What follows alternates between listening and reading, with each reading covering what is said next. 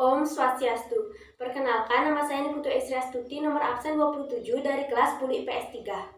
Yang pertama yaitu wilayah negara kesatuan Republik Indonesia.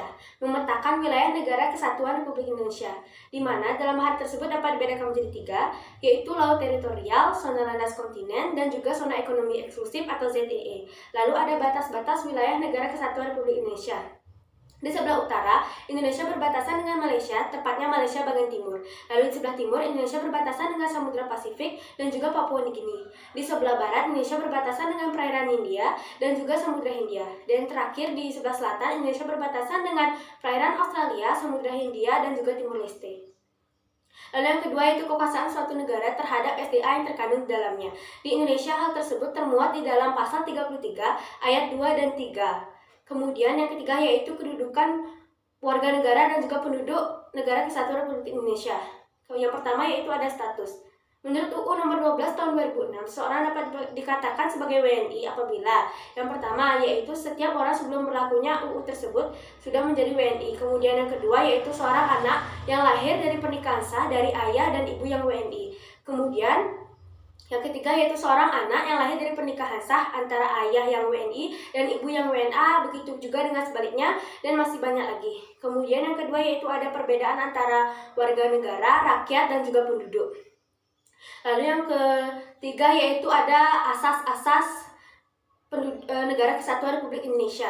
Yang pertama yaitu ada asas ius sanguinis, yaitu asas yang berhubungan dengan keturunan orang yang bersangkutan. Kemudian ada asas ius soli, yaitu asas yang berhubungan dengan tempat kelahiran orang yang bersangkutan. Karena adanya perbedaan dua asas tersebut menimbulkan adanya apatrid dan juga bipatrid. Apatrid adalah seorang yang tidak memiliki kewarganegaraan sama sekali, sedangkan bipatrid adalah seorang yang memiliki kewarganegaraan lebih dari satu atau rangkap. Kemudian, pemerintah lazim menggunakan dua sel-sel, yaitu sel-sel aktif dan sel-sel pasif. Lalu, seorang warga negara memiliki dua hak, yaitu hak opsi dan hak repudiasi. Kemudian, syarat-syarat untuk menjadi WNI, yang itu melalui proses atau tahap naturalisasi, di mana naturalisasi ini dapat dibedakan menjadi naturalisasi biasa dan juga naturalisasi istimewa. Lalu, penyebab hilangnya kewarganegaraan Indonesia. Menurut UU nomor 12 tahun 2006, ada beberapa penyebabnya. Yang pertama yaitu memperoleh kewarganegaraan asing atas kemauan atau keinginannya sendiri. Kemudian yang kedua yaitu dinyatakan hilang kewarganegaraannya oleh presiden karena kemauannya sendiri dengan syarat sudah berumur 18 tahun dan juga tinggal di luar negeri, dan masih banyak lagi. Kemudian ada kemerdekaan beragama dan berkepercayaan di Indonesia.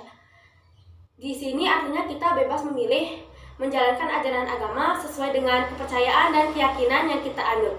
Hal tersebut juga dijelaskan dalam pasal 28E ayat 1 dan 2 UUD 1945. Lalu membangun kerukunan antara umat beragama. Artinya kita sebagai sesama umat beragama harus saling rukun, toleransi, dan menghormati, bukannya saling menjatuhkan dan juga menjelekkan.